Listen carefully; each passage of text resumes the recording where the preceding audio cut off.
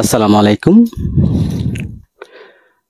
প্রিয় আইনের শিক্ষার্থীবৃন্দ, আপনারা যেখান থেকে যুক্ত আছেন সবাইকে জানাচ্ছি দুরন্ত ল একাডেমির পক্ষ থেকে অনেক অনেক প্রীতি এবং শুভেচ্ছা। আপনারা অনেকেই যুক্ত আছেন ইতিমধ্যেই দেখতে পাচ্ছি। আপনারা একটু কমেন্টের মাধ্যমে জানাবেন যে সাউন্ড ক্লিয়ার শোনা যাচ্ছে কিনা এবং বোর্ড ক্লিয়ার দেখা যাচ্ছে কিনা।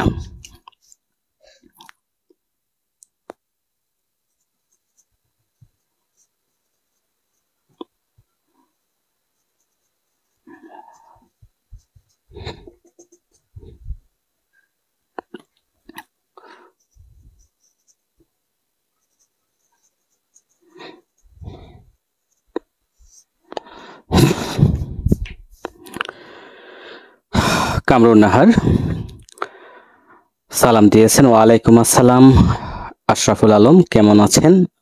আলহামদুলিল্লাহ ভালো আছি। আয়ুব আলী যুক্ত আছেন, সালাম দিয়েছেন। ওয়ালাইকুম আসসালাম। হ্যাঁ, সব ঠিকঠাক আছে। নজরুল ইসলাম সাউন্ড ক্লিয়ার দেখা যাচ্ছে, অসংখ্য ধন্যবাদ। হ্যাঁ, সবাই একটু ভিডিওটি শেয়ার করবেন, বিভিন্ন গ্রুপে শেয়ার করবেন যেন সবাই দেখতে পারে। হ্যাঁ, সবাই একটু বিভিন্ন গ্রুপে একটু ভিডিওটি শেয়ার করবেন। কামরুন নাহার বিভিন্ন গ্রুপে শেয়ার করবেন যেন সবাই ভিডিওটি দেখতে পারে। আমরা আজকে এই লাইভের মাধ্যমে আলোচনা করব bar council order and rules 1972-এর যে প্রশ্নগুলো বিগত সালে করা হয়েছে সেই প্রশ্নগুলো সমাধান করার পাশাপাশি আমরা সেই অনুচ্ছেদগুলো আলোচনা করব, যে সকল অনুচ্ছেদগুলো থেকে বিগত সালে প্রশ্ন করা হয়েছিল। তো প্রিয় আইনের শিক্ষার্থীবৃন্দ, আপনারা সবাই একটু শেয়ার করবেন এবং ডান লিখবেন, এবং আপনারা কে কোন জেলা থেকে যুক্ত আছেন একটু কমেন্টের মাধ্যমে জানিয়ে যাবেন। তো আজকে আমরা যে বিষয়টি আলোচনা করব সেটা হচ্ছে Bangladesh bar council order and rules. হ্যাঁ, অর্ডার অ্যান্ড রুলস থেকে আমরা জানি যে এখান থেকে 5টি প্রশ্ন থাকে। হ্যাঁ, 5টি প্রশ্ন থাকে। এমসিকিউ কয়টা প্রশ্ন থাকে? 5টি প্রশ্ন থাকে। তো এই 5টি প্রশ্ন কিন্তু আপনার বার কাউন্সিল এক থেকে করা হয়ে থাকে। তো আমরা দেখব বিগত সালে 2012 সাল থেকে 2024 সাল পর্যন্ত বার কাউন্সিল পরীক্ষায় এই বার কাউন্সিল অ্যাক্ট থেকে কয়টি প্রশ্ন, হ্যাঁ প্রায় 40 থেকে 50টি প্রশ্ন আমরা সমাধান করব এখান থেকে। আমরা জানি বিজিএস পরীক্ষায় কিন্তু বার কাউন্সিল অ্যাক্ট নেই, আমাদের বার কাউন্সিল অ্যাডভোকেটশিপ পরীক্ষায় শুধুমাত্র এই আইনটি আছে, অর্থাৎ professional ethics bar council order and rules legal decision and reports থেকে আমরা দেখব। এখান থেকে 5টি প্রশ্ন করা হয়ে থাকে। আমরা তো সবাই জানি, যারা জানেন না ইতিমধ্যেই আমরা একটু জেনে নেব। হ্যাঁ, সিপিসি থেকে থাকবে 20, সিআরপিসি থেকে থাকবে 20, প্যানাল কোড, হ্যাঁ অর্থাৎ পিসি থেকে থাকবে 20, এ হচ্ছে 60, এসআর থেকে থাকবে 10, এভিডেন্স থেকে থাকবে 15, লিমিটেশন থেকে থাকবে 10 এবং বিবিসি বার কাউন্সিল এক থেকে থাকবে 5। এ হচ্ছে মোট 100টি এমসিকিউ। এখানে আপনাকে পাস মার্ক তুলতে হলে আপনাকে 50টা নাম্বার পেতে হবে। 4টি ভুল উত্তরের জন্য আপনাকে -1 কর্তন করা হবে। এই থিওরিটা আমরা সবাই জানি। ফাতিন হাসান দীপ বলেছেন যে কেমন আছেন? ইনশাআল্লাহ আলহামদুলিল্লাহ অবশ্যই ভালো আছি। আশা করি আপনারাও অনেক অনেক ভালো আছেন, সুস্থ আছেন। প্রিয় আইনের শিক্ষার্থীবৃন্দ, সবাই একটি করে শেয়ার করবেন। ইতিমধ্যেই দেখতে পাচ্ছি 12 জনের মতো যুক্ত আছেন। সবাই একটি করে শেয়ার করবেন বিভিন্ন গ্রুপে, তাহলে 12টি গ্রুপে কিন্তু আমরা শেয়ার দেখতে পাবো, এবং বিভিন্ন প্রান্ত থেকে বাংলাদেশের বিভিন্ন জেলা, বিভিন্ন উপজেলা, বিভিন্ন প্রান্ত থেকে আমাদের এই ভিডিওটি দেখতে পারবেন এবং প্রশ্নগুলো সম্পর্কে জানতে পারবেন, ধারণা লাভ করতে পারবেন। কামরুন নাহার অসংখ্য ধন্যবাদ, আপনি শেয়ার করেছেন। ফাতিন হাসান দ্বীপ শেয়ার করবেন, নজরুল ইসলাম শেয়ার করবেন। হ্যাঁ, সবাই একটি করে শেয়ার চাচ্ছি। হ্যাঁ, ইতিমধ্যেই আমরা দেখতে পাচ্ছি অনেকেই, হ্যাঁ 16 জনের মতো প্রায় যুক্ত আছেন। তাহলে আমরা দেখি যে 1 2 3 4 5 6 এবং 7, এই 7টি সাবজেক্ট যারা জানেন না ইতিমধ্যেই জেনে ফেলুন। দেওয়ানি কার্যবিধি সিপিসি থেকে থাকবে 20টি এমসিকিউ, সিআরপিসি মানে ফৌজদারি কার্যবিধি থেকে থাকবে 20টি এমসিকিউ, পিসি অর্থাৎ প্যানাল কোড মানে দ্বন্দ্ববিধি থেকে থাকবে 20টি এমসিকিউ, সুনির্দিষ্ট এসআর অ্যাক্ট থেকে থাকবে 10টি, এভিডেন্স অ্যাক্ট মানে সাক্ষ্য আইন থেকে থাকবে 15টি, লিমিটেশন অ্যাক্ট মানে তামাদি থেকে থাকবে 10টি এবং বার কাউন্সিল অ্যাক্ট থেকে থাকবে 5টি। এই হচ্ছে মোট 100টি এমসিকিউ থাকবে। তোর মধ্যে আপনাকে 50টি নাম্বার পেতে হবে। 100টি নাম্বারের মধ্যে 50টি নাম্বার পেতে হবে। 4টি যদি ভুল আনসার করেন তাহলে 1টি নাম্বার কর্তন, অর্থাৎ 4টি ভুল হলে 1টি নাম্বার কর্তন, মোট হচ্ছে 5টি নাম্বার আপনার কর্তন হয়ে যাবে। ওকে, তাহলে সুমন সরকার ডান, অসংখ্য ধন্যবাদ শেয়ার করার জন্য। কবির হোসেন, ওকে স্যার, হ্যাঁ কবির হোসেন সাহেব শেয়ার করবেন। আমরা দ্রুত চলে যাব আজকের প্রশ্নে। প্রথমে বলে রাখি আমি প্রশ্ন করব, আপনারা প্রথমেই দেখি উত্তর করবেন। হ্যাঁ, কে উত্তর করতে পারেন সর্বপ্রথম আমরা দেখব, অর্থাৎ কুইজ। হ্যাঁ, কুইজ প্রতিযোগিতা। সবাই একটি করে শেয়ার করবেন। ভিউ কমে যাচ্ছে কেন? হ্যাঁ, সবাই একটি করে শেয়ার করবেন। ওকে, সুমন সরকারকে অসংখ্য ধন্যবাদ, কামরুন নাহার অসংখ্য ধন্যবাদ জানাচ্ছি। সবাই একটু শেয়ার করবেন। হ্যাঁ, প্রথম প্রশ্নে চলে যাচ্ছি, দ্রুত প্রথম প্রশ্নে চলে যাচ্ছে, আপনারা একটু শেয়ার করে ফেলুন। হ্যাঁ, বাংলাদেশ বার কাউন্সিল প্রতিষ্ঠাকারী আইন একটি, বার কাউন্সিল প্রতিষ্ঠাকারী আইন একটি ড্যাশ, ক প্রেসিডেন্টস অর্ডার,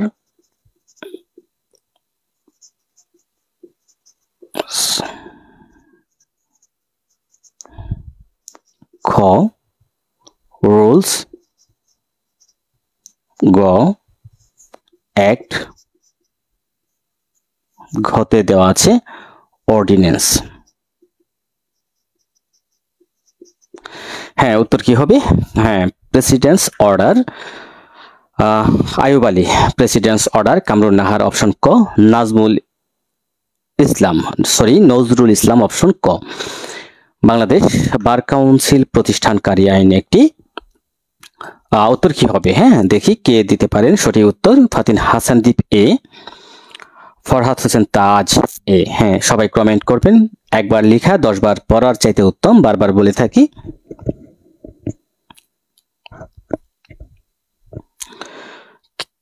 ক কবির হোসেন ক।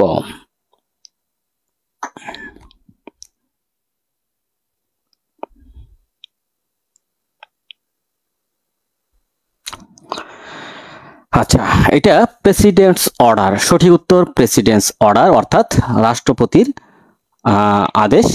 আচ্ছা, প্রেসিডেন্সের একটা আদেশ, ঠিক আছে। এটা কত নং আদেশ? এখন প্রশ্ন হচ্ছে আইন একটি কত নং আদেশ? হ্যাঁ, এটা কত নং আদেশ?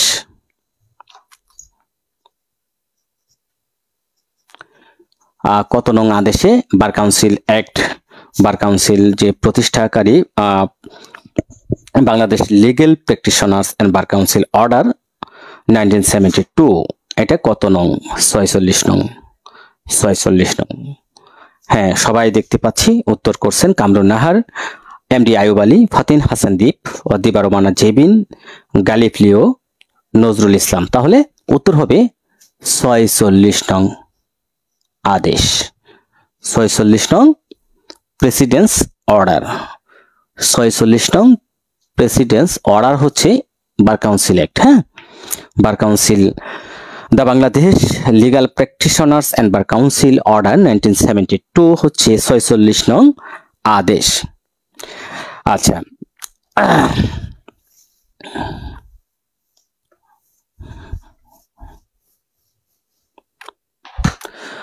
বাংলাদেশ বার কাউন্সিল একটি অপশন ক নির্বাচিত সংস্থা,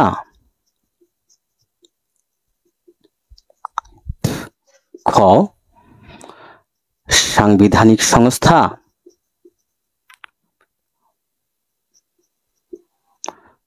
গ সমবায় সমিতি, গ সংবিধিবদ্ধ সংস্থা। কোনটি হবে?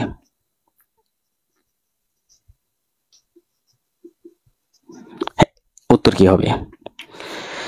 এমডি আইয়ুব আলী সংবিধিবদ্ধ সংস্থা, নজরুল ইসলাম খ সাংবিধানিক সংস্থা, ফরহাদ হোসেন তাজ খ, লিও গালিব লিও ডি, কামরুন নাহার অপশন ঘ, কবির হোসেন ঘ, ফরহাদ হোসেন তাজ বলছেন গ।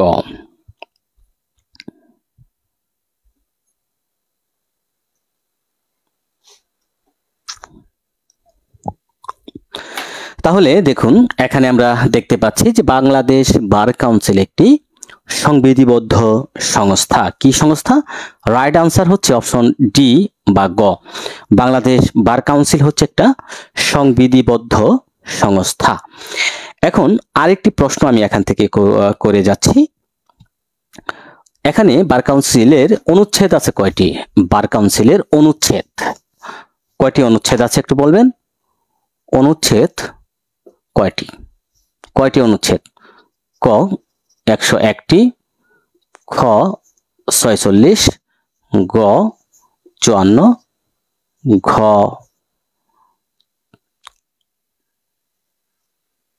80। গালিব লিও 102, কামরুন নাহার 46, দিবা রহমানা জেবিন 46। হ্যাঁ, দেখতে পাচ্ছি অনেকেই কমেন্ট দিচ্ছেন। তাহলে বাংলাদেশ বার কাউন্সিলের অনুচ্ছেদ কয়টি? বাংলাদেশ বার কাউন্সিলের অনুচ্ছেদ কয়টি আমরা দেখব। হ্যাঁ, অনুচ্ছেদ কয়টি? 46টি। গালিব লিও বলছেন একটি, কবির হোসেন 101। দেখি কার উত্তরটা সঠিক হয়। আপনারা কমেন্ট করুন, দ্রুত কমেন্ট করুন। আমরা দেখতে পাচ্ছি যে অনেকে কমেন্ট দিচ্ছেন।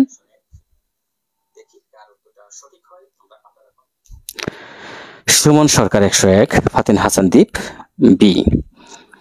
বি, হ্যাঁ, রাইট আনসার হচ্ছে 46টি অনুচ্ছেদ আছে। কয়টি? 46টি অনুচ্ছেদ। 46টি অনুচ্ছেদ। এখন বিধি কয়টি? হ্যাঁ, বিধি কয়টি? বাংলাদেশের বার কাউন্সিল বাংলাদেশ বার কাউন্সিলের বিধি কয়টি? বিধি কয়টি হবে? বিধি কয়টি? হ্যাঁ, আমরা কমেন্টের মাধ্যমে কিন্তু শিখে যাচ্ছি। হ্যাঁ, বিধি কয়টি বলেন তো, দেখি কে বলতে পারেন।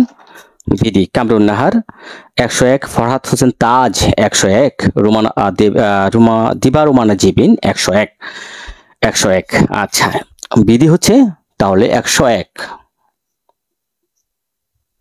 বিধি হচ্ছে 101।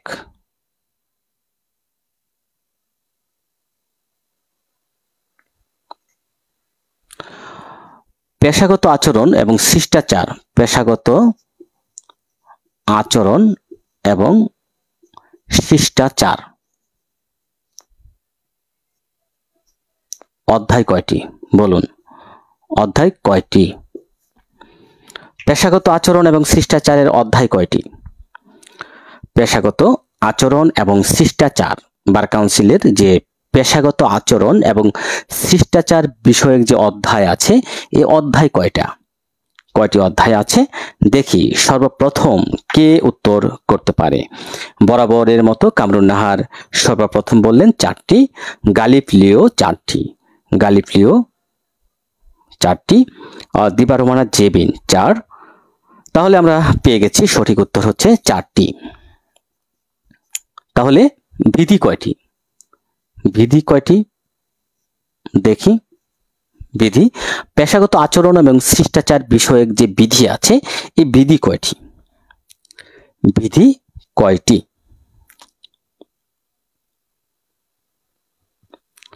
কয়টি বিধি আছে? হ্যাঁ, কয়টি বিধি? কামরুন নাহার 42, কামরুন নাহার বললেন 42। আর দেখি কে বলতে পারেন সঠিক উত্তর?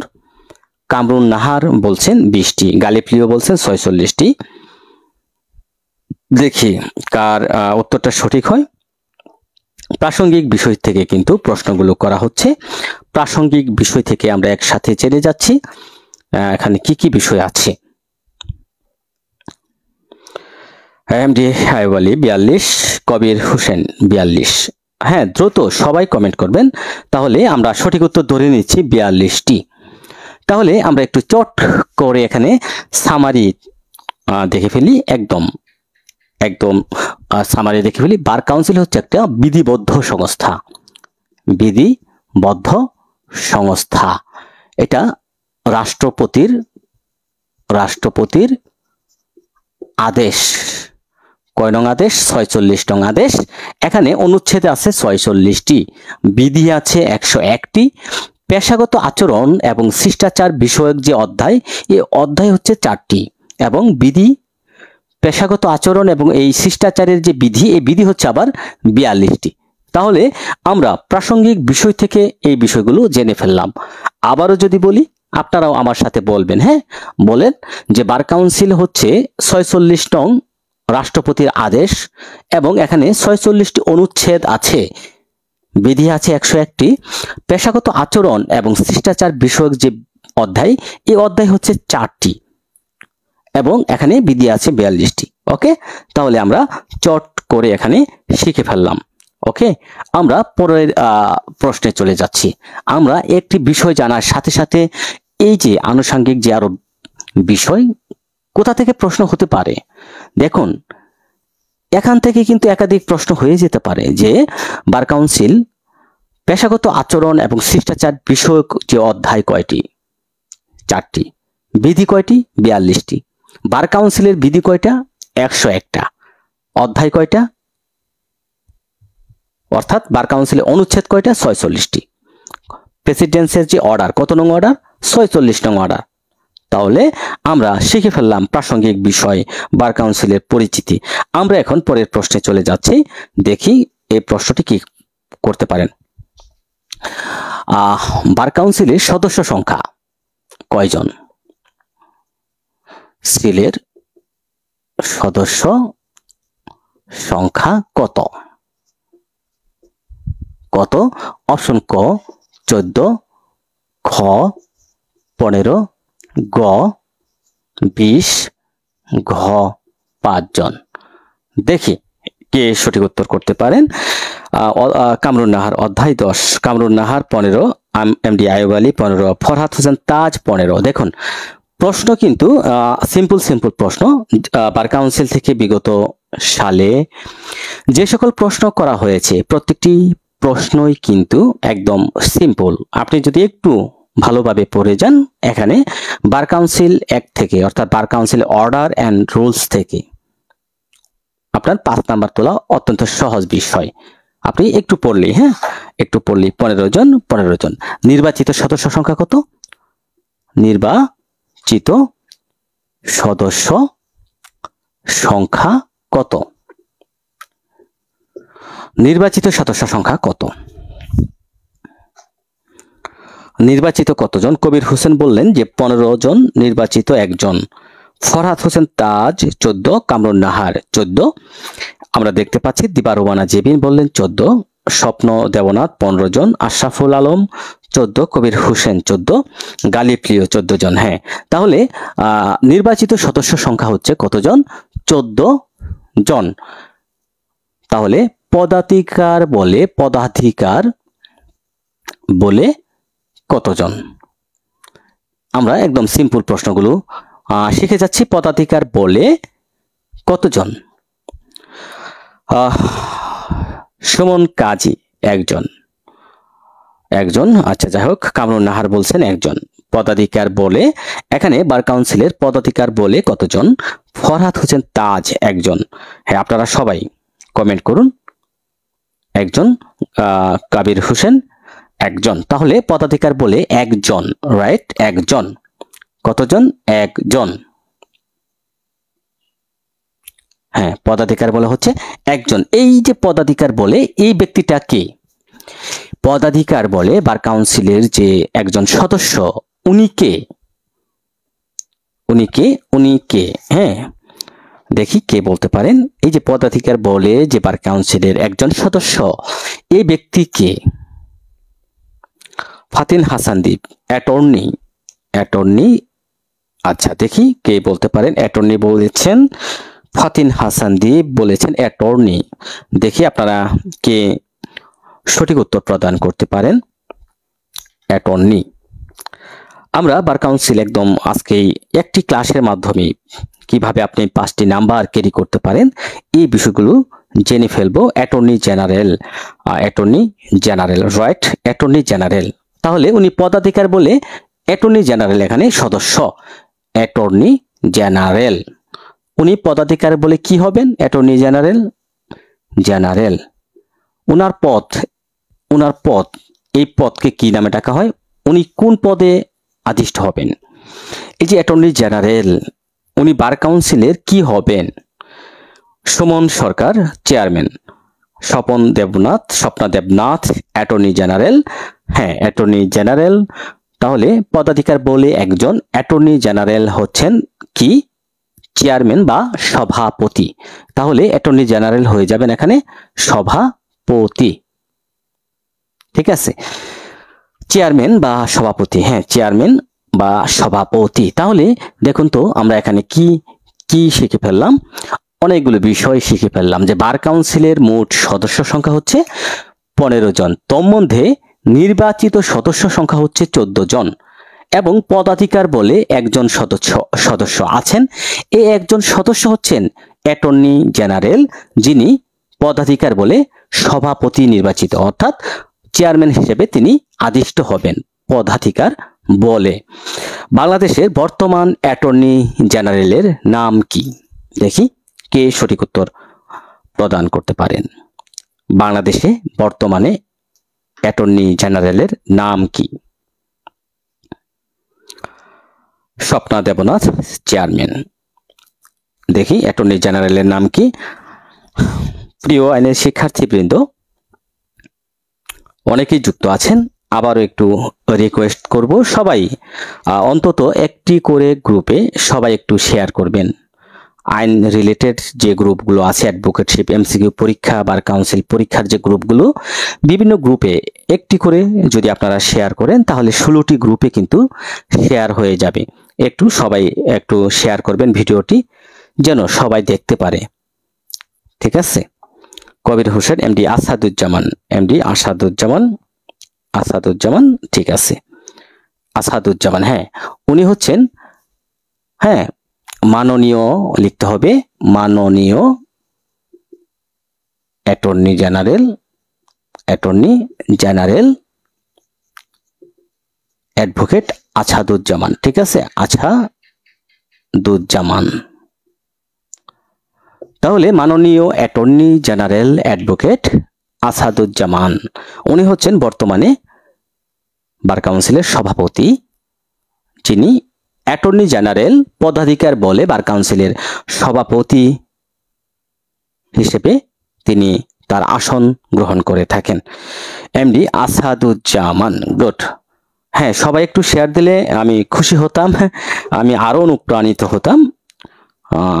সবাই একটু শেয়ার করবেন প্লিজ, সবাই একটু শেয়ার করবেন, যেন বিভিন্ন গ্রুপে একটু শেয়ার করবেন, যেন বাংলাদেশের সকল প্রিয় আইন শিক্ষার্থী সবার কাছে যেন ভিডিওটি পৌঁছায় দিতে পারেন। আপনারা সবাই একটু শেয়ার করবেন। হ্যাঁ, যারা শেয়ার করবেন একটু ডান লিখবেন। অনেকেই ইতিমধ্যে দেখতে পাচ্ছি শেয়ার করেছেন, যারা করেননি একটু বিভিন্ন গ্রুপে একটু শেয়ার করে দিবেন, যেন সবাই দেখতে পারে। এটা কিন্তু একটা সওয়াবের কাজ, যেন আমি ফ্রি ক্লাস নিচ্ছি, একটা সওয়াবের কাজ। আপনারাও শেয়ারের মাধ্যমে এই সওয়াবের ভাগীদার হবেন। মাননীয় attorney general advocate Asaduzzaman, good, very good. Kamrun Nahar,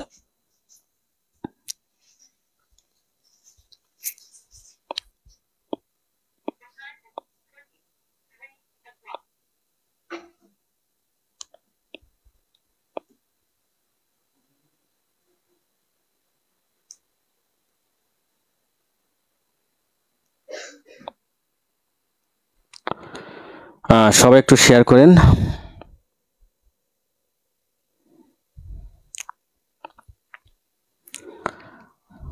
net problem, Suman কাজী বলেছেন নেট প্রবলেম। এখানে তো নেট প্রবলেম দেখাচ্ছে না, আপনারা একটু কমেন্ট করবেন যে নেট প্রবলেম কিনা। ডান, এমডি আয়ব আলী, অসংখ্য ধন্যবাদ। সবাই একটু শেয়ার করবেন প্লিজ। হ্যাঁ, সবাই একটু শেয়ার করেন। পরের প্রশ্নে চলে যাচ্ছি। পরের প্রশ্নে, সাধারণ আসনে বার কাউন্সিলের সদস্য সংখ্যার মধ্যে সাধারণ আসনে কতজন, সাধারণ আসনে কতজন এবং আঞ্চলিক আসনে কতজন? একটু বলবেন যে সাধারণ আসনে কতজন, আঞ্চলিক আসনে কতজন?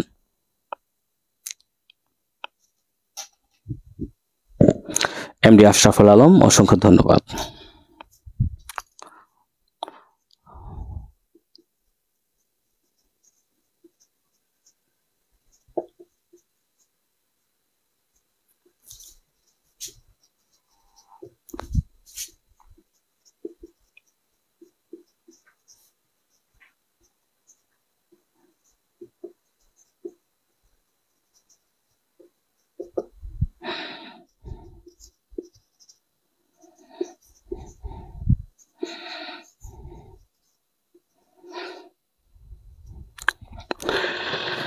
হ্যাঁ, দেখি কে সঠিক উত্তর দিতে পারেন। এখানে বার কাউন্সিলের গ্রুপ ভিত্তিতে নির্বাচিত সদস্য সংখ্যা কতজন? অপশন ক 14 জন, খ 7 জন, গ 15 জন, ঘ 3 জন। দেখি এখানে সঠিক উত্তর কত হবে। শেখ নান্নু মিয়া, অপশন ক 14 জন, নান্নু মিয়া বলেছেন 14 জন, এমডি আয়ুব আলী 7 জন, কবির হোসেন 7 জন, ফরহাদ হোসেন তাজ বলছেন 7 জন, স্বপ্ন দেবনাথ 14 জন, কামরুন নাহার 7 জন, গালিব লিও বি, হ্যাঁ গালিব লিও বি। অর্থাৎ এখানে সঠিক উত্তর হচ্ছে 7 জন। অর্থাৎ গ্রুপ ভিত্তিতে হচ্ছে 7 জন যোগ আঞ্চলিক ভিত্তিতে হচ্ছে 7 জন। গ্রুপ ভিত্তিতে নির্বাচনযোগ্য সদস্য সংখ্যা হচ্ছে 7 এবং আঞ্চলিক ভিত্তিতে হচ্ছে 7। এই হচ্ছে মোট 14 জন। ওকে, তাহলে আমরা নির্বাচিত সদস্য সংখ্যা সম্পর্কে জেনে ফেললাম। আমরা পরের প্রশ্নে চলে যাচ্ছি। দেখি পরে কি প্রশ্ন আছে। হ্যাঁ, বাংলাদেশ বার কাউন্সিলের চেয়ারম্যান পদে অসীন ব্যক্তি হচ্ছেন পদাধিকার বলে অ্যাটর্নি জেনারেল। আমরা ইতিমধ্যেই বিষয়টি জানলাম। একটি প্রশ্ন করা হয়েছিল যে কোন কাজটি বাংলাদেশ বার কাউন্সিলের নয়। এখানে বলা হচ্ছে যে কোন কাজটি বার কাউন্সিলের নয়।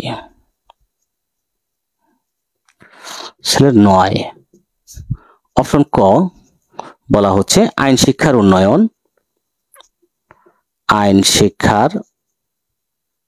উন্নয়ন। খতে বলা হচ্ছে পেশাগত অসদাচরণ।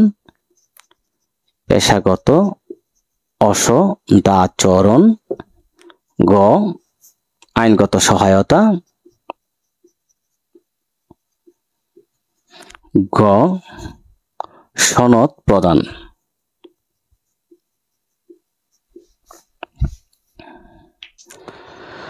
আইনের সহায়তা, আইনি পরামর্শ, আইনগত সহায়তা। শেখ নান্নু মিয়া আইনগত সহায়তা। অপশন গ হারুন নজরুল ইসলাম আইনগত সহায়তা, ফরহাদ হোসেন তাজ আইনগত সহায়তা। তাহলে আমরা এখানে দেখতে পাচ্ছি যে বার কাউন্সিলের কাজ নয় আইনগত সহায়তা প্রদান করা। পরের প্রশ্নে চলে যাচ্ছি। হ্যাঁ, আমরা প্রত্যেকটা প্রশ্নই সমাধান করে যাব বার কাউন্সিলের। এই যাবৎ যতগুলো প্রশ্ন করা হয়েছে। অ্যাডভোকেট হিসেবে তালিকাভুক্তির জন্য একজন প্রার্থীর সর্বনিম্ন বয়স কত? আপনি একজন অ্যাডভোকেট হবেন। অ্যাডভোকেট হিসেবে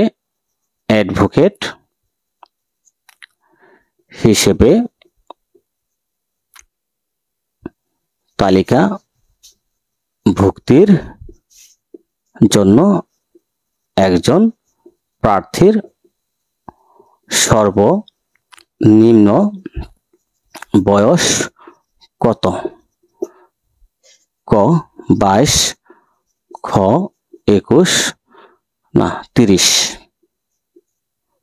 গ 24, গ 21। দেখি ইতিমধ্যে দেখতে পাচ্ছি সহজ প্রশ্ন, অনেকেই উত্তর দিয়েছেন। কামরুন নাহার 21, ফরহাদ হোসেন তাজ, আশরাফুল আলম, রাজীব বিশ্বাস, রাজু, এমডি আইয়ুব আলী, সুমন সরকার। হ্যাঁ, আপনারা একাধিকবার কমেন্ট করবেন, কারণ হচ্ছে এখানে যত বেশি কমেন্ট করবেন প্রশ্নটা কিন্তু আপনার একদম আত্মস্থ হয়ে যাবে, একদম প্রশ্নটা আত্মস্থ হয়ে যাবে। যত বেশি কমেন্ট করবেন তত বেশি প্রশ্নটা আপনার লেখা হয়ে যাবে। তাহলে অ্যাডভোকেট হিসেবে একজন ব্যক্তির সর্বনিম্ন বয়স হচ্ছে, অর্থাৎ একজন ব্যক্তি যদি 21 বছরের নিচে হয়, আইন পাশ করেন, তাহলে কিন্তু তিনি অ্যাডভোকেট তালিকাভুক্ত হবেন না। তার সর্বনিম্ন বয়স হতে হবে 21 বছর। ঠিক আছে, তার সর্বনিম্ন বয়স হতে হবে কত বছর? 21 বছর। অ্যাডভোকেট হিসেবে তালিকাভুক্তির জন্য একজন প্রার্থীর বয়স হচ্ছে সর্বনিম্ন 21 বছর। এখন প্রশ্ন হচ্ছে, আইনজীবী হওয়ার যে 21 বছর যে এই যে বললো, এই কথাটা কোথায় আছে, কত অনুচ্ছেদে আছে, কত অনুচ্ছেদে? দেখি কে বলতে পারেন কত অনুচ্ছেদে এই বিষয়টা বলা আছে, কত অনুচ্ছেদে বলা আছে।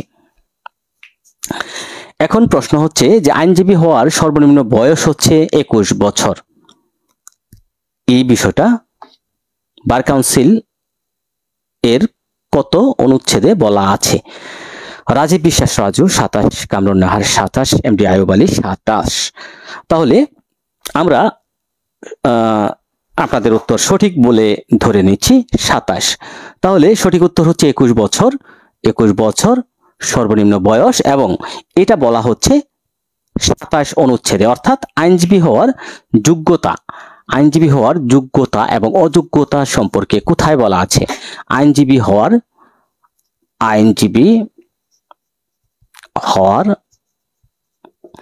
যোগ্যতা অযোগ্যতা সম্পর্কে বলা আছে কোথায়? 27 অনুচ্ছেদে।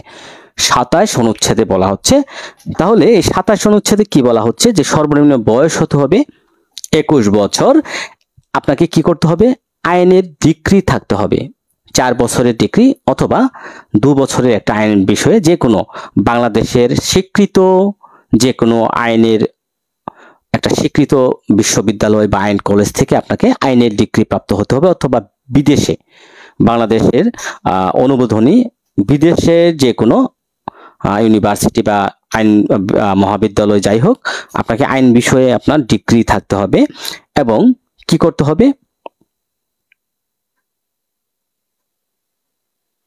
বার কাউন্সিলের যে নির্ধারিত পরীক্ষা, এই পরীক্ষায় আপনাকে অংশগ্রহণ করে পরীক্ষায় উত্তীর্ণ হতে হবে। ওকে, পরের প্রশ্নে চলে যাচ্ছি। খুবই গুরুত্বপূর্ণ একটা প্রশ্ন আমরা দেখতে পাচ্ছি। এখন ধরেন একজন আইনজীবীকে আইন পেশা থেকে বহিষ্কারের সিদ্ধান্তের বিরুদ্ধে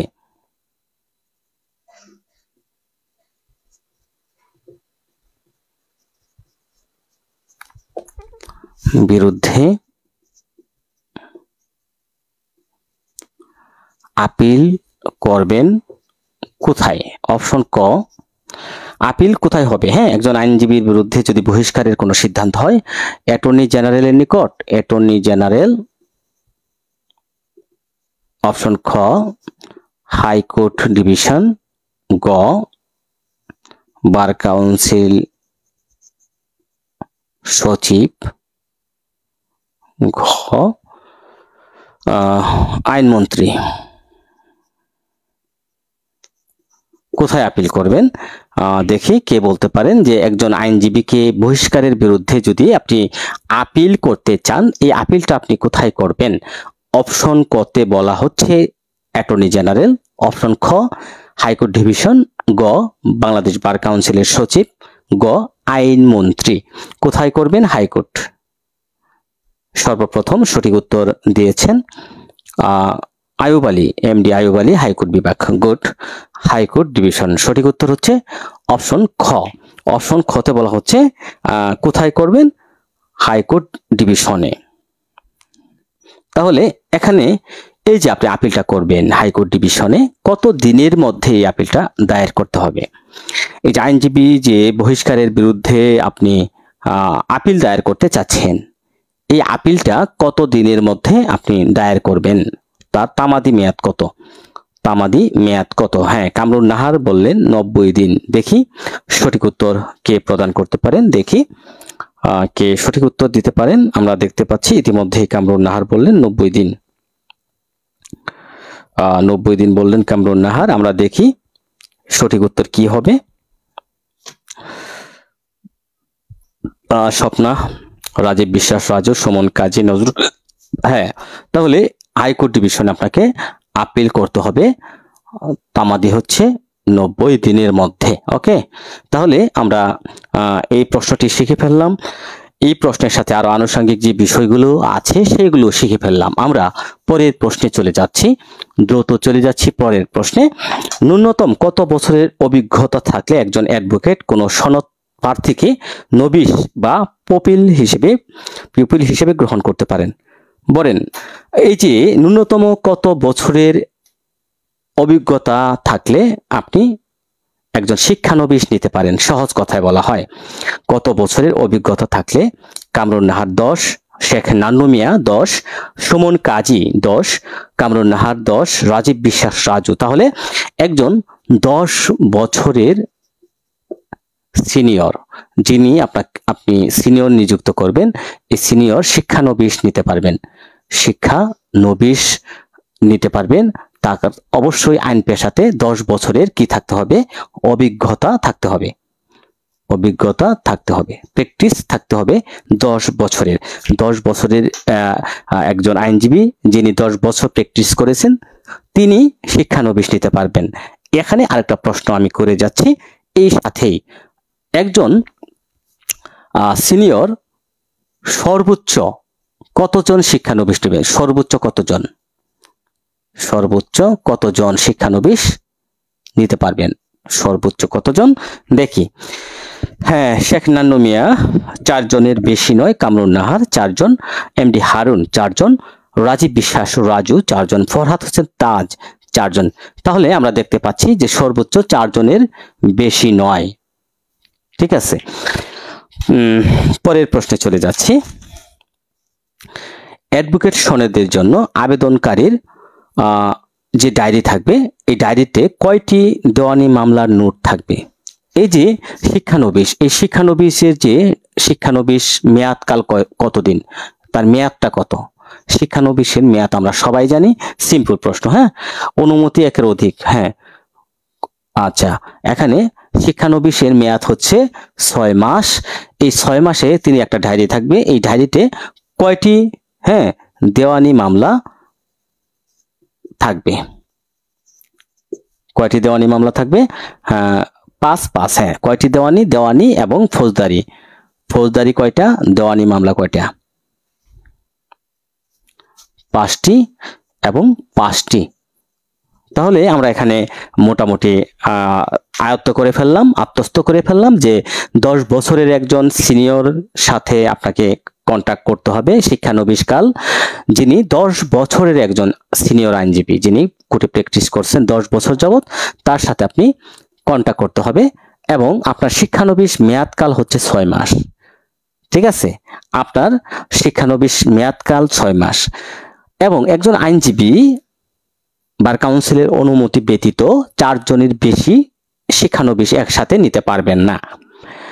ডায়েরিতে মামলা থাকবে, দেওয়ানি মামলা থাকবে 5টি, ফৌজদারি মামলা থাকবে 5টি। তাহলে আমরা এখানে মোটামুটি Kamrun Nahar good, very good Kamrun Nahar, দেওয়ানি 5টি, ফৌজদারি 5টি। আমরা পরের প্রশ্নে চলে যাচ্ছি।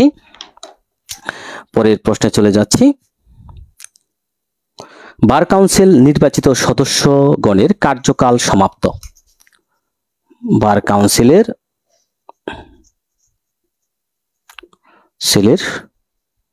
সদস্যগণের বার কাউন্সিলের সদস্যগণের অর্থাৎ নির্বাচিত সদস্যগণের মেয়াদকাল কত? মেয়াদকাল কত? বলেন, অপশন দেব না, বলবেন। সর্বপ্রথম কামরুন নাহার 3, ফরহাদ হোসেন তাজ 3, রাজীব বিশ্বাস রাজু 3, কাজী সুমন কাজী, এমডি হারুন, শেখ নান্নু মিয়া, নজরুল ইসলাম, স্বপ্না দেবনাথ। হ্যাঁ, সবাই যারা জানেন তারাও লিখবেন, কারণ হচ্ছে জানা বিষয়টা আপনি আবারও জেনে যাচ্ছেন, এবং যারা জানেন না তারা লিখবেন। এখানে আপনি শিখে যাচ্ছেন, প্রশ্নগুলো শিখে যাচ্ছেন একদম। আর আমি মনে করি আজকে যে বার কাউন্সিলের যে লাইভ ক্লাসটা হচ্ছে প্রশ্ন সমাধান, এখান থেকেই আপনি 3টা প্রশ্ন পেয়ে যাবেন কিন্তু, কারণ প্রত্যেক বছরই দেখা যাচ্ছে বিগত সালের অনুচ্ছেদ, বিগত দিনের প্রশ্নগুলো থেকে কিন্তু প্রশ্ন করা হয়। তো এখানে আপনি লক্ষ্য করবেন, এই যে আমরা বিগত সালে 2012 সালে যেহেতু এমসিকিউ পরীক্ষা প্রথম চালু হয়, এবং 2024 সালে আর একটা 2023 সালে শেষ এমসিকিউ পরীক্ষা হয়। এই যাবৎ যতগুলো পরীক্ষা হয়েছে মোট 50টির মতো প্রশ্ন। এই 50টি প্রশ্ন যদি আপনি ভালোভাবে একটু পড়েন, অনুচ্ছেদগুলো একটু ভালো করে দেখেন, এখান থেকে আপনি দেখেন বিগত দিনের প্রশ্নগুলো থেকে মিনিমাম 3টি প্রশ্ন কমন পেয়ে যাবেন। অর্থাৎ আজকের ক্লাস থেকে কিন্তু আপনি 3 বা 4টি প্রশ্ন কমন পেয়ে যেতে পারেন। প্রত্যেকটা বিষয় কিন্তু এখানে উঠে আসছে। হ্যাঁ, 3 বছর, সবাই কমেন্ট করবেন 3 বছর। আচ্ছা, 3 বছর। এখানে আমরা আরেকটি প্রশ্ন একসাথে শিখে যাচ্ছি, যে এই যে বার কাউন্সিলের যে মেয়াদ 3 বছর মেয়াদ, হ্যাঁ, এই যে কমিটি, বার কাউন্সিলের যে নির্বাচিত কমিটির মেয়াদ হচ্ছে 3 বছর। ঠিক আছে, এই মেয়াদটা শেষ হয় কত দিনে, কত তারিখে মেয়াদ, অর্থাৎ কত তারিখের মধ্যে নির্বাচন অনুষ্ঠিত করতে হবে, কত তারিখের মধ্যে বার কাউন্সিলের মেয়াদকাল, কত তারিখের মধ্যে বার কাউন্সিল নির্বাচন অনুষ্ঠান করতে হবে।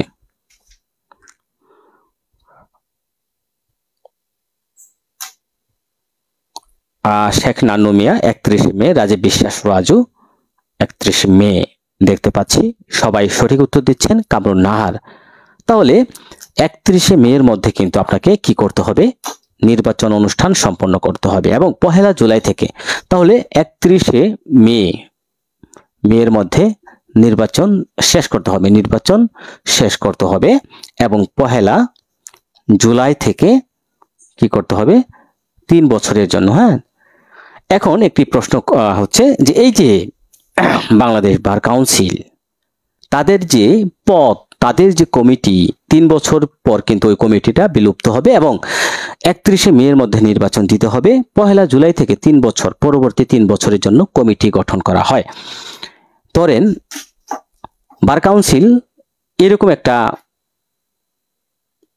তারিখ নির্ধারণ করে দিল, যে এত তারিখের মধ্যে বার কাউন্সিল তার পরীক্ষা প্রত্যেক বছর মিনিমাম, ধরেন প্রত্যেক বছরের একবার, 2 বার দরকার নাই, ধরেন প্রতি বছর, হ্যাঁ, প্রতি বছর একটা তারিখ দেওয়া থাকলো, ধরেন ডিসেম্বর, প্রত্যেক বছর ধরেন ডিসেম্বরের মধ্যে কি করতে হবে, অ্যাডভোকেটশিপ যে পরীক্ষা, অ্যাডভোকেটশিপের পরীক্ষা সম্পন্ন করতে হবে। এরকম একটা যদি আইন পাশ হয়ে যায় বা বার কাউন্সিল এরকম একটা পদক্ষেপ নেয়, তাহলে আমার মনে হয় যারা এই যে অনেক শিক্ষার্থী এই আন্দোলন, আমার মনে হয় না হবে। কারণ হচ্ছে প্রত্যেক বছর যদি একটা আইন করা থাকে যে প্রত্যেক বছর ডিসেম্বরের মধ্যে পরীক্ষা সম্পন্ন করতে হবে, তাহলে জানুয়ারিতে সবাই কালো টাই পরে গাউন গায়ে সবাই আদালত প্রাঙ্গণে অ্যাডভোকেট হিসেবে হাজির হবে। এই যে একবার পরীক্ষা হয়, আবার কবে নোটিশ দিবে, আবার কবে পরীক্ষা হবে, ইন্না লিল্লাহ। তাহলে এরকম একটা আইন কিন্তু পরীক্ষার্থীদের জন্যও বার কাউন্সিলের করা উচিত ছিল, যে এত তারিখের মধ্যে প্রত্যেক বছরের, ধরেন ডিসেম্বর হোক বা যে হোক, ধরেন নির্বাচন হলো 31 মে এর মধ্যে, একটা কিন্তু তারিখ তারা বেঁধে দিচ্ছে, এরকম ভাবে একটা পরীক্ষার তারিখ তারা বেঁধে দেয়, ঠিক আছে, যে ডিসেম্বরের মধ্যে পরীক্ষা সম্পন্ন করতেই হবে প্রত্যেক বছর। কমেন্ট করুন যে আমি যে কথাটা বলছি যৌক্তিক, যে পরীক্ষা বাতিল করতে হবে, এই করতে হবে, সেই করতে হবে, এটা না। কারণ আপনি যদি পরীক্ষা না দিয়ে যান, নিজেকে যাচাই করে না যান, তাহলে কিন্তু সেরকম, অর্থাৎ যত কষ্ট করে আপনি আইনজীবী হবেন তত কিন্তু মজা পাবেন। এখানে এরকম করা উচিত আমার দৃষ্টিতে যে প্রত্যেকটা বছরের ডিসেম্বরের মধ্যে পরীক্ষা সম্পন্ন করতে হবে, প্রত্যেক বছর।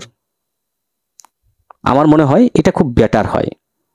এই যে 5 দফা, এই দফা সেই দফা না দিয়ে একটা দফা, প্রত্যেক বছর ডিসেম্বরের মধ্যে পরীক্ষা শেষ করতে হবে, রেজাল্ট সহ ডিসেম্বরের মধ্যেই পরীক্ষা শেষ করতে হবে। এমসিকিউ, রিটেন, ভাইবা যাই নেক এর মধ্যে শেষ করতে হবে। জানুয়ারিতে আমরা অ্যাডভোকেট হিসেবে আদালত প্রাঙ্গণে যাব। সুমন কাজী, এই আইনটা পাশ করতে হবে। শেখ নান্নু মিয়া স্যার অবশ্যই যৌক্তিক।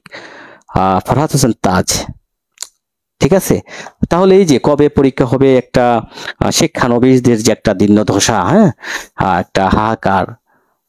অনেকেই আছেন যে আত্মীয় স্বজনের সামনে মুখ দেখাতে পারেন না, অনেকেই জানেন আপনি আইনজীবী হয়ে গেছেন, কিন্তু দেখা যাচ্ছে যে না, আপনি আইনজীবী এখনো হতে পারেননি, পরীক্ষাই হচ্ছে না। এজ সিরিয়ালে 500 জনের মধ্যে কি একজনও মেধাবী ছিল না? এজ সিরিয়ালে রাজীব বিশ্বাস রাজু, বুঝলাম না আপনার কথাটা। যাই হোক, সেদিকে যাচ্ছি না, আমরা প্রশ্নে চলে যাচ্ছি। অ্যাডভোকেট এনরোলমেন্ট কমিটির চেয়ারম্যান কে হবেন? অ্যাডভোকেট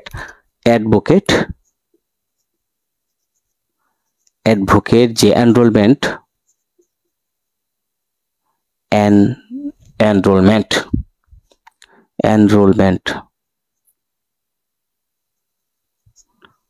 কমিটির চেয়ারম্যান কে হবেন?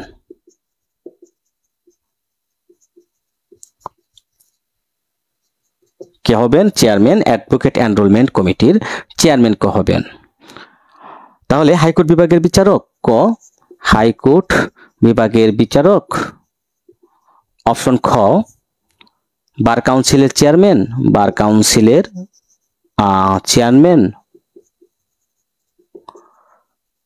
গ, আপিল বিভাগের বিচারক। অপশন ঘতে দেওয়া আছে অ্যাটর্নি জেনারেল। দেখি সঠিক উত্তরটা কে দিতে পারেন। দেখতে পাচ্ছি অনেকেই এখানে রাজীব বিশ্বাস সিনিয়র 1, রাজীব বিশ্বাস রাজু আপিল বিভাগের বিচারক, শরীফ আল মামুন আপিল ডিপার্টমেন্টের জাজ, কামরুন নাহার আপিল বিভাগের বিচারক, সবাই বলছেন আপিল বিভাগের বিচারক। অপশন সি হচ্ছে আপিল বিভাগের বিচারক। এখানে সঠিক উত্তর হচ্ছে আপিল বিভাগের বিচারক। অর্থাৎ অ্যাডভোকেট এনরোলমেন্ট কমিটির চেয়ারম্যান কে হবেন? এখানে চেয়ারম্যান হবেন আপিল বিভাগের বিচারক, হচ্ছেন এখানে এনরোলমেন্ট কমিটি। এই যে এনরোলমেন্ট কমিটির চেয়ারম্যান, অর্থাৎ এই যে এনরোলমেন্ট কমিটির তাহলে সদস্য সংখ্যা কত? প্রশ্ন হচ্ছে এনরোলমেন্ট কমিটির সদস্য সংখ্যা কত? আমরা এখন জেনে যাব সদস্য সংখ্যা কত। সদস্য সংখ্যা কত বলেন দেখি, কে বলতে পারেন? অ্যাডভোকেট এনরোলমেন্ট কমিটির সদস্য সংখ্যা কত? কামরুন নাহার বলেছেন 5, এমডি আইয়ুব আলী বলেছেন 5, রাজীব বিশ্বাস রাজু 1 2 1 1 5, 1 2 1 1 5, গুড, 1 2 1 1, সর্বমোট 5। তাহলে আমরা এখানে এটা একটু শিখে ফেলি, এটা খুবই গুরুত্বপূর্ণ। অ্যাডভোকেট এনরোলমেন্ট কমিটির সদস্য সংখ্যা, আমরা একটু শিখে ফেলি, অর্থাৎ এনরোলমেন্ট কমিটির নিবন্ধন কমিটির সদস্য সংখ্যা। আচ্ছা, তার পূর্বে আমরা আরেকটু প্রশ্নে চলে যাচ্ছি। এটা কত অনুচ্ছেদে বলা আছে? কত অনুচ্ছেদে বলা আছে? এই যে অ্যাডভোকেট এনরোলমেন্ট কমিটি সম্পর্কে বার কাউন্সিলের কত অনুচ্ছেদে বলা আছে? দেখি কে বলতে পারেন। অ্যাডভোকেট এনরোলমেন্ট কমিটির যে সদস্য সংখ্যা, এই সদস্য সংখ্যা সম্পর্কে কত অনুচ্ছেদে? এমডি আইয়ুব আলী 11, কামরুন নাহার 11 খ, নজরুল 11, আশরাফুল আলম 11, এমডি আইয়ুব আলী 11, সবাই বলছেন 11। এখানে আইন ও ট্রাইব্যুনাল বাদে সব কমিটিতে 5 জন। আচ্ছা, রাজীব বিশ্বাস রাজু সব কমিটিতে 5 জন। আচ্ছা, দেখি কে বলতে পারেন। 11 খ, এখানে সঠিক উত্তর হচ্ছে কামরুন নাহার 11 খতে 11 খ, যা 11 খ মাহফুজুর রহমান 11 খ বলছেন, আর আয়ুব আলী বলেছেন 11 খ, এবং কামরুন নাহার, তাদের উত্তরটা সঠিক। হ্যাঁ, 11 খতে এনরোলমেন্ট কমিটির যে সদস্য সংখ্যা, এখানে সদস্য সংখ্যা হচ্ছে কতজন? 5 জন। আমরা একসাথে শিখে ফেলি এই 5 জন কে। হ্যাঁ, 5 জন হচ্ছে এখানে কে কে, কোন কোন ব্যক্তি। এখানে একজন চেয়ারম্যান থাকবেন। চেয়ারম্যান আমরা প্রথমে দেখলাম, চেয়ারম্যান হচ্ছেন কে? প্রধান বিচারপতি কর্তৃক মনোনীত। এখানে প্রধান বিচারপতি কর্তৃক, মনে রাখবেন, প্রধান বিচারপতি কর্তৃক মনোনীত, মনোনীত আপিল বিভাগের বিচারক। তাহলে একটা পেয়ে গেলাম, চেয়ারম্যান আমরা পেয়ে গেলাম, আপিল বিভাগের বিচারক আমরা পেয়ে গেলাম। সদস্য হিসেবে প্রধান বিচারপতি কর্তৃক মনোনীত হাইকোর্ট বিভাগের 2 জন বিচারক, হাইকোর্ট ডিভিশন বিভাগের 2 জন বিচারক এখানে থাকবেন। তাহলে পেয়ে গেলাম কয়জন? 3 জন। তারপর আমরা যদি দেখি, তারপরে কি দেখতে পাবো? অ্যাটর্নি জেনারেল, এখানে অ্যাটর্নি জেনারেল এখানে সদস্য হবেন, সদস্য অ্যাটর্নি জেনারেল এখানে সদস্য, অর্থাৎ একজন। এবং আরেকজন থাকবেন কে? সদস্য হিসেবে থাকবেন নির্বাচিত বার কাউন্সিলের যে নির্বাচিত সদস্যগণের মধ্যে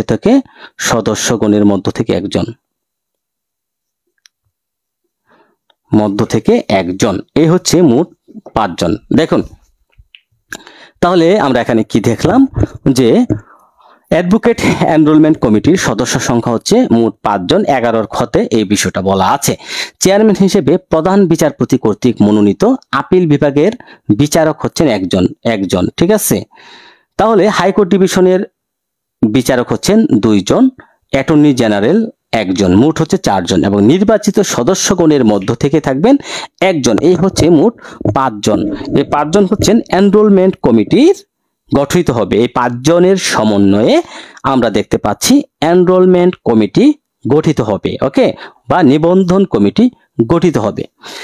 তাহলে আমরা পরের প্রশ্নে চলে যাচ্ছি। আমরা একসাথে শিখে ফেললাম 11 খতে, অনুচ্ছেদ 11 খতে এই বিষয়টা বর্ণিত আছে। আচ্ছা, একজন অ্যাডভোকেট অন্য সকল যোগ্যতা থাকা সত্ত্বেও অ্যাডভোকেট হিসেবে তালিকাভুক্তির জন্য ন্যূনতম বয়স কত হবে? দেখুন, রিপিট প্রশ্ন কিন্তু এখন আসবে। আমরা ইতিমধ্যেই দেখব রিপিট প্রশ্ন কিন্তু এখন আসা শুরু করেছে। দ্বিতীয় বার কাউন্সিল পরীক্ষা আমরা দেখতে পাচ্ছি। তাহলে এই প্রশ্নটির উত্তর কি? একজন ব্যক্তির সকল যোগ্যতা থাকার পরেও অবশ্যই তার 21 বছর বয়স থাকতে হবে। 27 অনুচ্ছেদে আমরা এই প্রশ্নটি আলোচনা করে আসছি, ওকে। তাহলে আমরা দেখে ফেললাম। আমরা পরের প্রশ্নে চলে যাচ্ছি। যদি কোনো প্রার্থী তালিকাভুক্তির দরখাস্তে ইচ্ছাকৃত মিথ্যা তথ্য প্রদান করে, অর্থাৎ তালিকাভুক্তি, যে অ্যাডভোকেট তালিকাভুক্তির পরীক্ষা, হ্যাঁ, এই যে আমরা যে পরীক্ষা দেব, তালিকাভুক্তির যে পরীক্ষা, এই পরীক্ষা দেওয়ার সময় কিন্তু আমাদের কিছু তথ্য বার কাউন্সিল পাঠাতে হয়। কেউ যদি মিথ্যা তথ্য প্রদান করে, মিথ্যা তথ্য প্রদান করলো, এখন এই মিথ্যা তথ্য প্রদান করলে সে কত বছরের জন্য বার কাউন্সিলে অযোগ্য বলে বিবেচিত হবে? তিনি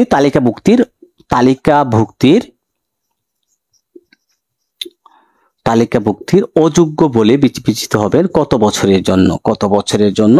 দেখি কে সঠিক উত্তর দিতে পারেন। এমনি 5 বছরের জন্য অযোগ্য, 5 বছরের জন্য অযোগ্য। তাহলে আমরা পেয়ে গেলাম 5 বছর। আমরা কিন্তু শিখে যাচ্ছি একদম। এই যে 5 বছরের জন্য অযোগ্য হবেন, এটা কোথায় বলা আছে? দেখি কে বলতে পারেন, এটা কোথায় বলা আছে? 5 বছরের জন্য অযোগ্য, অর্থাৎ যদি কোনো প্রার্থী, এই যে অ্যাডভোকেট তালিকাভুক্তির যে পরীক্ষা, এই দরখাস্তে যদি কেউ ইচ্ছাকৃতভাবে মিথ্যা তথ্য প্রদান করেন, তাহলে তিনি কত বছরের জন্য অ্যাডভোকেট তালিকাভুক্তি থেকে অযোগ্য হবেন? এমডি নয়ন শেয়ার, অসংখ্য ধন্যবাদ এমডি নয়ন সাহেব, শেয়ার দিয়েছেন। তাহলে আমরা দেখতে পাচ্ছি এখানে তালিকাভুক্তি 60 বিধিতে, কামরুন নাহার 60 বিধি, এই যে 101টা বিধি আমরা দেখেছিলাম বার কাউন্সিলের, তোর মধ্যে 60 বিধিটা খুবই গুরুত্বপূর্ণ। আপনারা 60 বিধিটা পড়বেন, অবশ্যই পড়বেন। 60 বিধিতে এই বিষয়গুলো বলা আছে।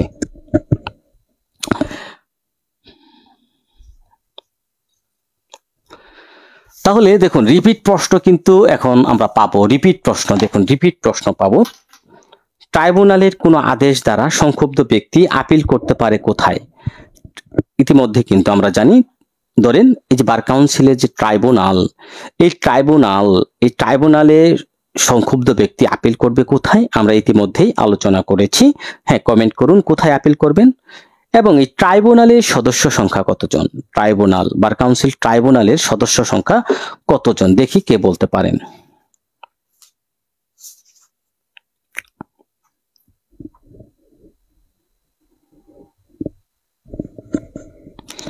ট্রাইব্যুনালের সদস্য সংখ্যা কতজন?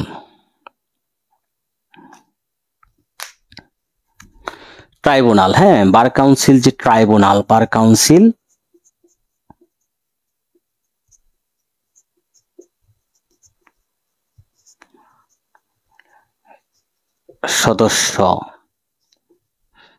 সদস্য সংখ্যা কতজন? দেখি কে উত্তর করতে পারেন। 3 জন, হ্যাঁ সবাই বলছেন 3 জন, হ্যাঁ সিম্পল 3 জন। এই বার কাউন্সিলের 3 জন, এটা কোথায় বলা আছে দেখি কে বলতে পারেন।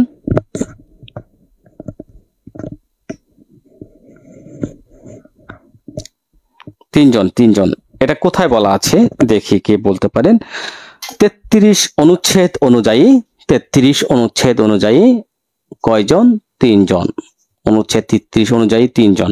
এই 3 জন কে কে আমরা দেখি, এই 3 জন কে কে? হ্যাঁ,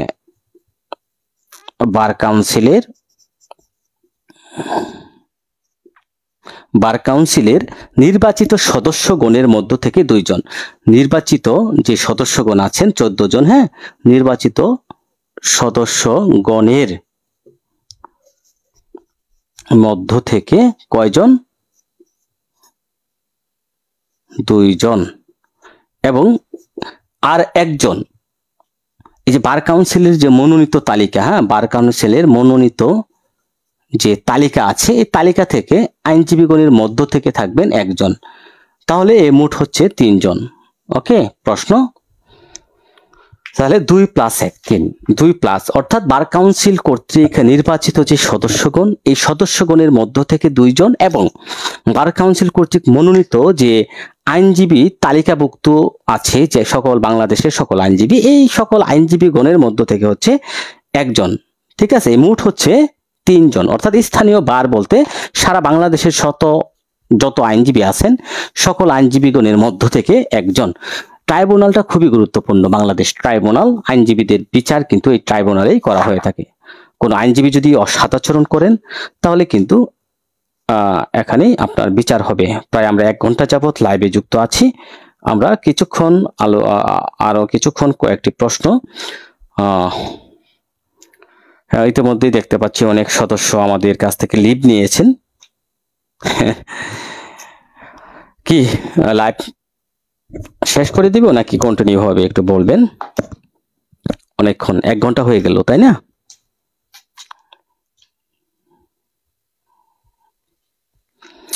পরের প্রশ্নে চলে যাচ্ছি। যদি কোনো প্রার্থী তালিকাভুক্তির দরখাস্তে, এটা পড়লাম, মানে বার কাউন্সিল কর্তৃক বিধি প্রণয়নের ক্ষেত্রে পূর্ব অনুমোদন লাগবে কার?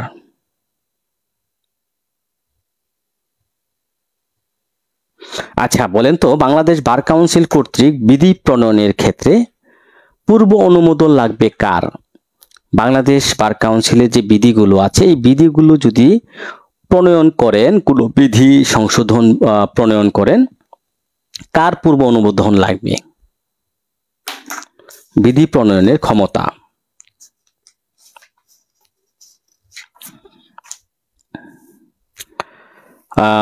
কামরুন নাহার চালিয়ে যান। এমডি আইয়ুব আলী সরকারের অবশ্যই।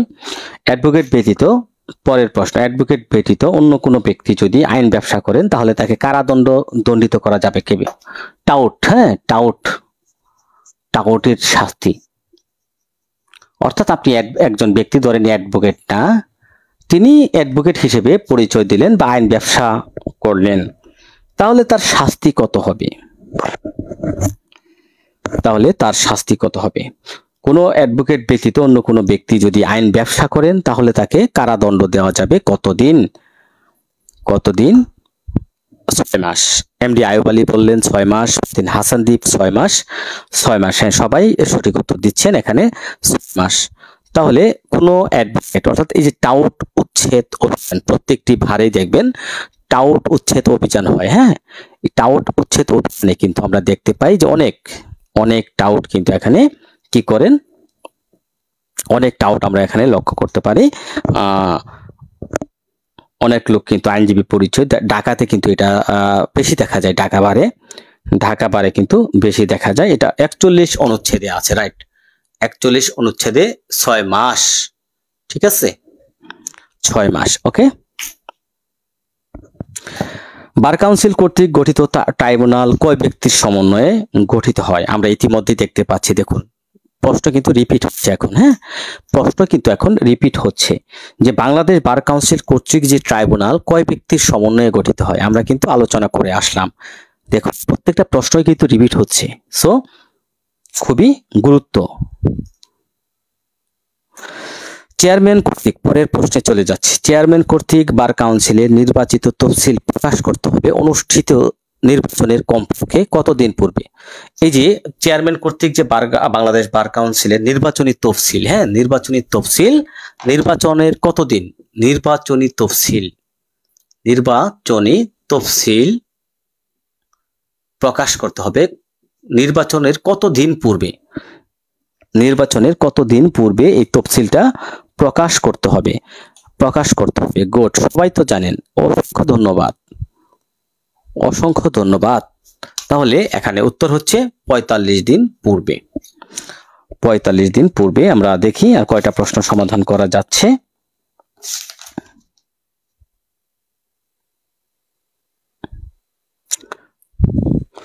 আচ্ছা, একটা প্রশ্ন, হ্যাঁ 45 দিন হবে। মনোযোগ সহকারে প্রশ্নটা একটু শুনুন, শুনবেন। আদালতের কর্ম সময়ের পর যে কোনো জরুরি বিরোধীয় বিষয় সম্পর্কে আদালতের বিচারকের সাথে একজন নিযুক্ত অ্যাডভোকেটের যোগাযোগ করার উপযুক্ত পন্থা কখন? আবার বলি, আদালতের কর্ম সময়ের পর যে কোনো জরুরি বা বিরোধীয় বিষয় সম্পর্কে সংশ্লিষ্ট আদালতের বিচারক যিনি, ওই বিচারকের সাথে নিযুক্ত অ্যাডভোকেটের যোগাযোগ করার উপযুক্ত পন্থা কখন? অপশন ক, বিচারকের সরকারি খাস কামরায় দেখা করা। অপশন খ, প্রতিপক্ষের অ্যাডভোকেটকে সাথে নিয়ে দেখা করা, নাকি সভাপতিকে সেক্রেটারিকে সাথে নিয়ে দেখা করা, নাকি এরকম যোগাযোগ করা যাবে না, বিরত থাকা, অপ্রয়োজনীয় যোগাযোগ করা থেকে বিরত থাকা, করা যাবে না, সত্যি যাবে না? দেখি কে বলতে পারেন যাবে কি না। হ্যাঁ, ফুরকাত হোসেন তাজ বলছেন করা যাবে না, রাজীব বিশ্বাস বলেছেন যাবে না, নয়ন বলেছেন যোগাযোগ করা না থেকে বিরত থাকা। আচ্ছা, যোগাযোগ করা যাবে না, হ্যাঁ ঠিক, রাইট আনসার। আচ্ছা, কেবলমাত্র অপর পক্ষকে হয়রানি করার জন্য কোনো একটি দেওয়ানি মামলা করতে ইচ্ছুক, এক্ষেত্রে একজন অ্যাডভোকেটের করণীয় কি? ধরুন একজন ব্যক্তি আপনার কাছে আসলো এবং এসে বলল যে আমি একটা মামলা করতে চাই হয়রানি করার জন্য। তার অ্যাডভোকেটের কাজটি কি? আদালতের অনুমতি নিয়ে মামলাটা গ্রহণ করা, বিরুদ্ধ পক্ষের অ্যাডভোকেটকে সাহায্য করা, নাকি মামলা পরিচালনা করা থেকে বিরত থাকা? এগুলো কিন্তু সাধারণ নলেজ দিয়েই আপনি এই প্রশ্নের উত্তর গুলো দিতে পারবেন। হ্যাঁ, আরেকটা প্রশ্ন এরকম যে একটি সম্পত্তির নিলাম বিক্রয়ের কার্যক্রম একজন অ্যাডভোকেট কোনো পক্ষকে প্রতিনিধিত্ব করলে তিনি কি করতে পারেন?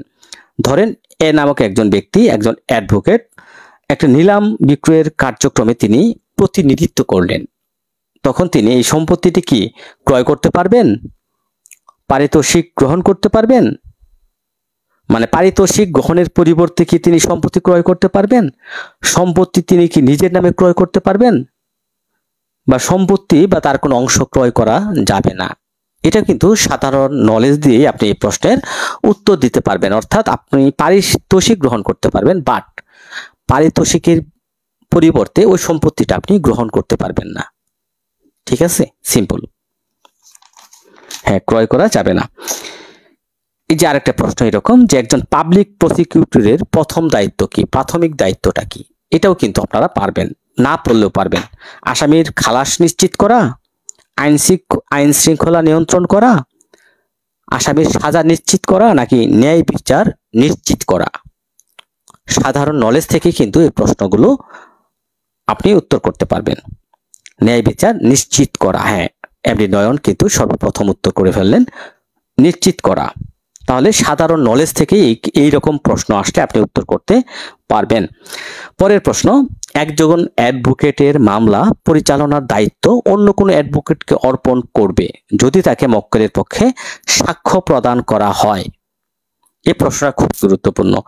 ধরেন একজন অ্যাডভোকেট, আমি একজন অ্যাডভোকেট, আমি মামলা পরিচালনার দায়িত্ব অন্য কোনো অ্যাডভোকেটকে অর্পণ করব যদি তাকে মক্কেলের পক্ষে কি করতে হয়, সাক্ষ্য প্রদান করতে হয়।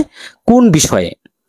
কোনো দলিলের হেফাজত বিষয়ে, মামলায় উক্ত অ্যাডভোকেটের নিযুক্তির বিষয়ে, দলিলের সত্যায়ন বিষয়ে, অভিযুক্ত প্রকারে কোনো প্রতারণামূলক দলিল সৃজনের বিষয়ে। তাহলে এখানে শুধুমাত্র আপনি একজন অ্যাডভোকেট হিসেবে একটাই করতে পারবেন, আপনি যে ওই মোয়াক্কেল বা ক্লায়েন্টের অ্যাডভোকেট নিযুক্ত হয়েছিলেন এই বিষয়টাই আপনি সাক্ষ্য দিতে পারবেন, অন্য কোনো বিষয়ে সাক্ষ্য দেওয়া যাবে না। এরকম আরেকটি প্রশ্ন দেখতে পাচ্ছি, কোনো মামলায় যে কোনো পক্ষ একের অধিক অ্যাডভোকেট নিযুক্ত থাকলে মামলা পরিচালনার অধিকার কার থাকবে? ধরেন একটা মামলায় আমরা লক্ষ্য করি অনেক অ্যাডভোকেট নিযুক্ত হয়, একজন ক্লায়েন্ট ইচ্ছা করলে অনেকগুলো অ্যাডভোকেট তিনি নিযুক্ত করেন। তখন এই যে অ্যাডভোকেটগুলো নিযুক্ত করেন, এই অ্যাডভোকেটগণের মধ্যে এই মামলাটা পরিচালনার দায়িত্ব কে পাবেন? যিনি সবচাইতে সিনিয়র। হ্যাঁ, সাধারণ নলেজ থেকেই এই প্রশ্নগুলোর উত্তর দেওয়া যাবে। একজন অ্যাডভোকেটকে হাইকোর্ট বিভাগে আইন ব্যবসা করার অনুমতি প্রাপ্তির জন্য অধস্থন বা নিম্নতর আদালতে কত বছর আইন ব্যবসা করতে হবে? ধরেন আমি একজন অ্যাডভোকেট, আমি হাইকোর্টে প্র্যাকটিস করতে যাচ্ছি, আমি জজ কোর্টের বা নিম্ন আদালতের একজন অ্যাডভোকেট, আমি হাইকোর্টে যখন প্র্যাকটিস করব এই নিম্ন আদালতে কতদিন আমাকে প্র্যাকটিস করতে হবে? কতদিন, কত বছর? 2 বছর এমডি নয়ন, 2 বছর রাজীব বিশ্বাস রাজু। তখন এখানে একটু শর্ত আছে, যদি আপনার LLM থাকে তাহলে 1 বছর, আর এটা না থাকলে 2 বছর। হ্যাঁ, এটা মনে রাখবেন। তো আমার যেহেতু LLM আছে তাহলে আমি 1 বছর পরে আমি হাইকোর্ট পরীক্ষায় অংশগ্রহণ করতে পারবো। ওকে, তাহলে আমরা অনেকগুলো প্রশ্ন কিন্তু এখানে সমাধান করে ফেললাম। সর্বশেষ একটা প্রশ্ন করে আমি আজকে বিদায় নিব। সর্বশেষ প্রশ্নটি খুবই গুরুত্বপূর্ণ, সর্বশেষ একটা প্রশ্ন করব, খুবই গুরুত্বপূর্ণ একটা প্রশ্ন। তার পূর্বে আমি একটু বিজ্ঞাপন বিরতিতে যাচ্ছি। আগামীকাল বৃহস্পতিবার, হ্যাঁ বৃহস্পতিবার আমাদের বার কাউন্সিল স্পেশাল বেচে ফৌজদারি কার্যবিধি দিয়ে কি হবে, আগামীকাল আমরা আরেকটা বেচ উদ্বোধন করতে যাচ্ছি। ফৌজদারি কার্যবিধি আগামীকাল থেকে শুরু হবে। যারা আমাদের স্পেশাল বেচে যুক্ত হতে চাচ্ছেন, আমরা ফৌজদারি কার্যবিধির বিভিন্ন ধাপ, ফৌজদারি মামলা লেখার যে পদ্ধতি, আপনি কিভাবে একটা মুসাবিদা প্রস্তুত করবেন, এই মুসাবিদা থেকে শুরু করে অনেক বিষয় আমরা এখানে তুলে আনবো। আপনি ফৌজদারি সকল বিষয় খুঁটিনাটি আপনি কোর্টে না গিয়েও কিন্তু আপনি এখানে জানতে পারবেন। অনেক বিষয় আমরা আলোচনা করব। নামমাত্র একটা ফি এর মাধ্যমে আপনি আমাদের স্পেশাল বেচে যুক্ত হতে পারেন। যারা যুক্ত হতে যাচ্ছেন আমাকে নক করতে পারেন, আমার হোয়াটসঅ্যাপে নক দিতে পারবেন। সর্বশেষ যে প্রশ্নটি চলে যাচ্ছে বিজ্ঞাপন বিরতির পর, বার কাউন্সিল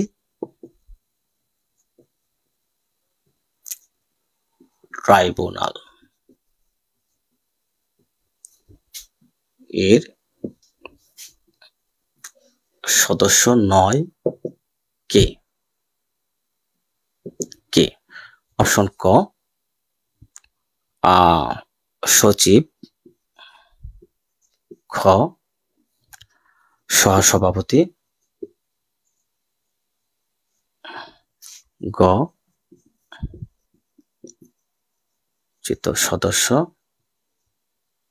গ অ্যাটর্নি। কি হবে উত্তর?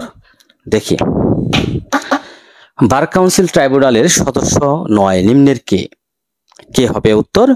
কি হবে উত্তর? রাজীব বিশ্বাস Raju, attorney Kamrun Nahar, attorney general. Attorney general দেখতে পাচ্ছি, অ্যাটর্নি সচিব কামরুন নাহার।